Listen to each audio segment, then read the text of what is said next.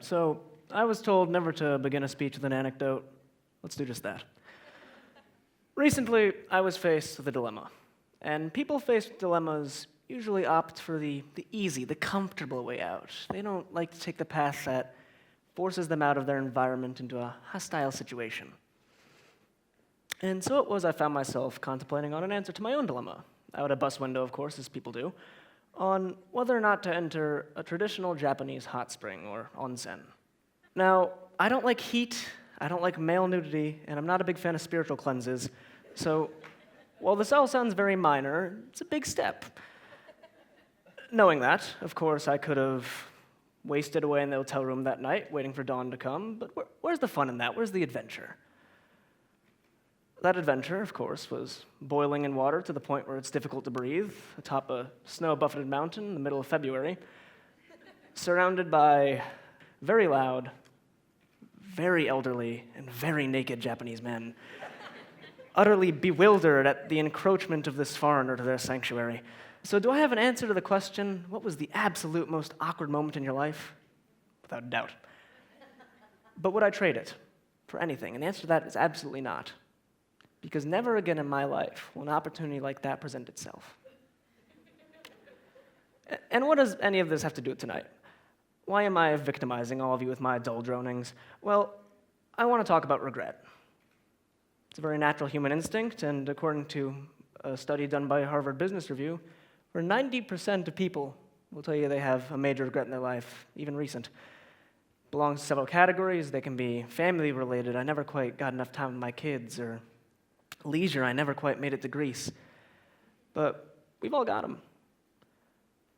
So what's yours? What is your biggest regret? You don't have to answer. You don't have to say it out loud. Feel free to.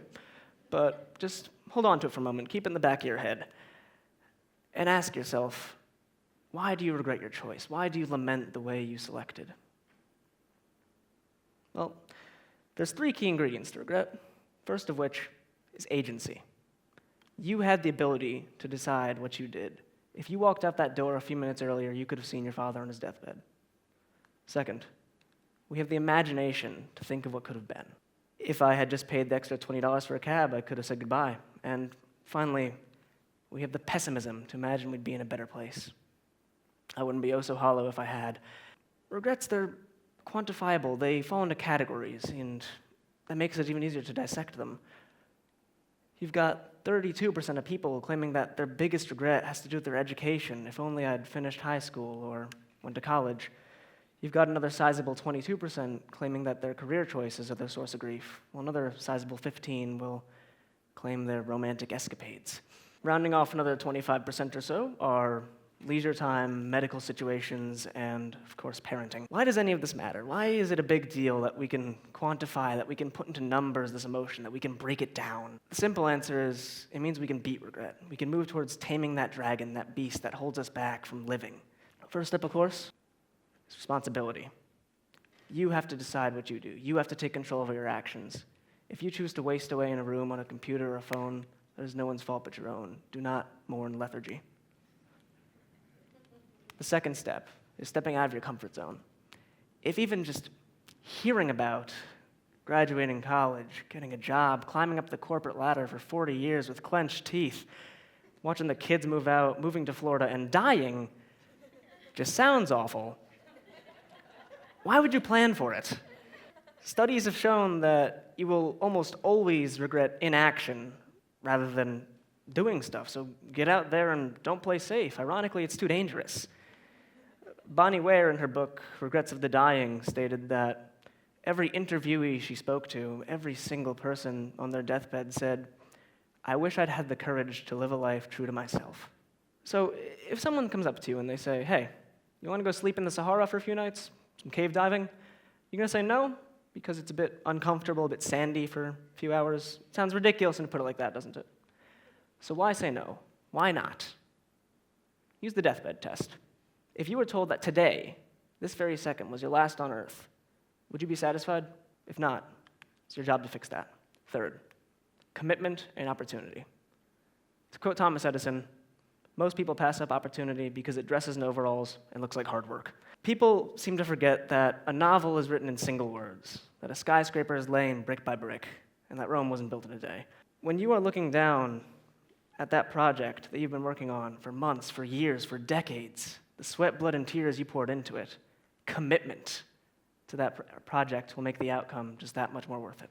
Fourth, you have to stop sawing the sawdust. The past is the past. If it's in shambles, it's in shambles, but that doesn't mean you have to blame yourself. You can forgive your actions. Do I regret flying 10,000 kilometers around the world, spending thousands of dollars to see someone that didn't love me anymore? Absolutely.